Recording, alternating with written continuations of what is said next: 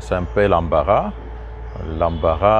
des mots, l'embarras de la qualification et également l'embarras même de ce que je peux donner comme un point de vue, parce que 3 ans après son accession au pouvoir, ce que nous pouvons constater qui est réel et qui a plu à tout le monde, c'est cette passation pacifique de bâton de commandement, les changements des animateurs des institutions, mais malgré cela, je suis vraiment désolé de le dire, mais c'est comme si le même système continuait.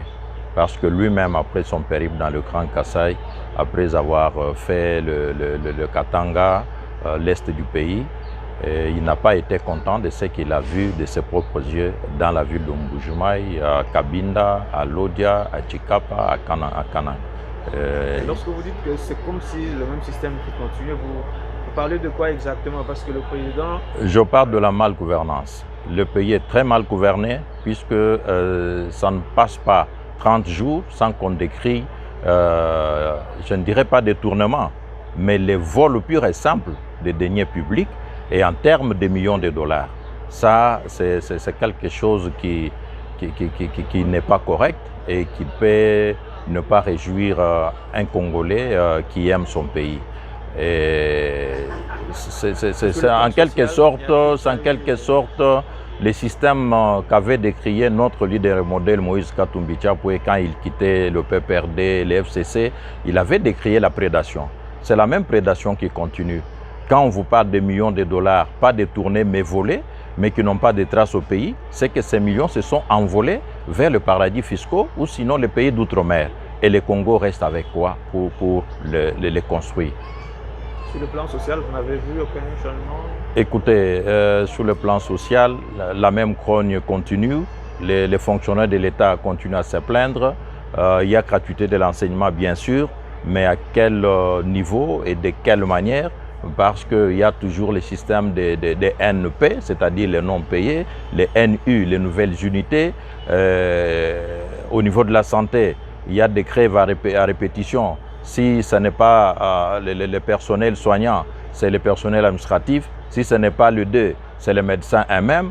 Donc, le credo est connu et le refrain, ça passe partout. Ce n'est pas seulement au Kasaï oriental, ce sont des choses que nous sommes en train de suivre un peu à gauche, à droite. Et dans les 2 ans qui restent de ce premier mandat, si vous étiez demandé de faire des recommandations, ce serait lesquelles? Des recommandations, c'était au chef de l'État, c'est de bien être regardant dans son entourage et prendre des décisions impopulaires. Ne pas tenir compte de relations, ne pas tenir compte des accointances politiques, mais mettre à la place qu'il faut un homme qu'il faut. Nous ne disons pas que tout est noir, tout est rouge, parce que là, on parle gratuité de l'enseignement, c'est déjà un pas. Nous étions en train de nous plaindre par rapport au prix du billet d'avion, c'est un acquis, ce prix est revu à la baisse, mais il y a le Covid à $30 qui le remet encore un peu à une hauteur surélevée. Ça, c'est un travail que nos élus, en tant que députés nationaux, peuvent voir. Nous félicitons le travail de l'IGF qui a automatiquement fait perdre l'Assemblée nationale comment on peut dire, ses valeurs.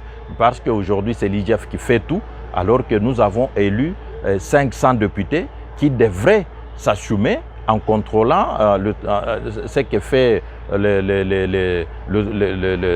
l'argent du trésor public qui est dans les entreprises du portefeuille de l'État, l'argent qui est géré par les ministères patati patata.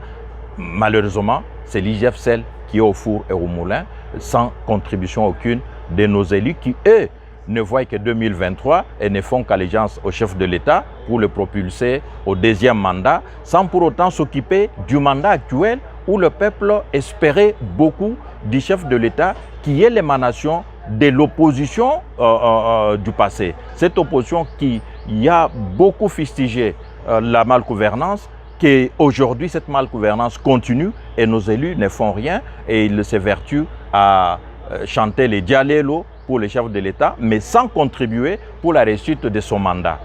Tout ce qui est décrié aujourd'hui, tout ce que les chefs de l'État voient de ses propres yeux est décrit, ça devrait être dénoncé par nos élus nationaux, mais qui ne le font pas.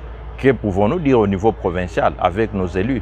C'est le refrain du credo de l'Assemblée nationale, la quéquère, les divisions et finalement le peuple congolais, que ce soit au niveau de la province, que ce soit au niveau national, ne sait à quel sens se vouer. Donc, si les chefs de l'État veulent réellement, puisque 2 ans, c'est beaucoup, on a vu avec Laurent Kabila, quand il est arrivé, il n'a pas fait plus de 3 ans, mais dans les 2 ans, il avait pu faire quelque chose. Et ça, puisque lui-même avait le bâton de commandement et il était regardant. Alors, à ces jours-ci, les chefs de l'État paient prendre son courage et mettre hors d'état de nuire tout le monde qui n'est pas dans sa logique, tout le monde qui ne sait pas faire ce qui lui est demandé de faire et quand il faut le faire, il faut carrément le mettre à côté puisque le Congo compte plus de 80 millions de Congolais et parmi eux, aujourd'hui, il y a prolifération des universités. On ne va pas dire qu'on va manquer l'élite qui peut occuper telle ou telle autre fonction. Et donc, le chef de l'État n'a pas ces difficultés de choix. Le problème, c'est lui-même qu'il voit avec qui il peut travailler pour réussir. Puisque quand je dis que tout, on ne voit pas tout en rouge. Il y a quelques ministres qui ont fait quelque chose. Je parlais tantôt là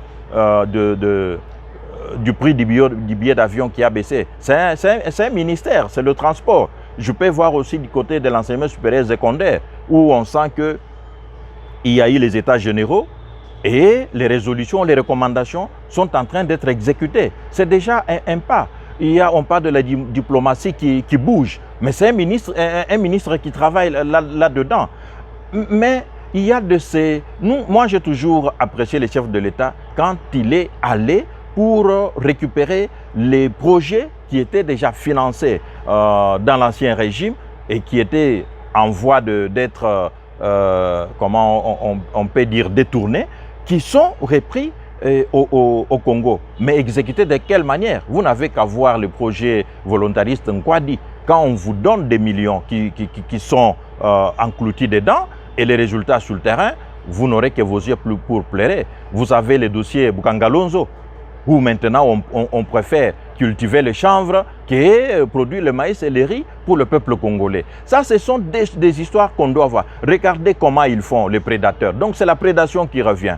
Au lieu de conseiller au chef de l'État et de mettre le moyen pour qu'on puisse, ne fût-ce que réhabiliter notre chemin de fer dans son entièreté. Et le Congo aura à bénéficier de l'Est à l'Ouest et du Sud au Nord. Non, on est en train de jeter l'argent dans des projets bidons que nous appelons éléphants blancs pour pouvoir bien trouver comment piller le pays et amener l'argent là dans les paradis fiscaux, là où ils vivent. Puisque la plupart de nos amis, là on l'a vu, ils sont venus en accompagnant les chefs de l'État au Kassai oriental, mais en résidant dans des hôtels. Et il y a eu même ceux qui n'ont pas su avoir des hôtels qui ont été logés, comme diraient des gens dans des mines de diamants. Et ça, c'est déplorable pour les gens qui se disent compatriotes et patriotes et qui viennent pour aider les chefs de l'État à reconstruire ce pays. Ça, c'est triste. Donc, c'est un problème d'homme et le même problème que Mobutu avait fustigé, que Joseph Kabila avait presque en pleurant demandé s'il pouvait trouver 15, ne fût-ce que 15 Congolais qui pouvaient l'aider, il n'en avait pas trouvé. Nous pensons que c'est le même problème qui se pose avec Félix-Antoine Tshisekedi Tshilombo, malgré sa bonne volonté qu'il manifeste. Merci, Président. C'est moi qui vous remercie.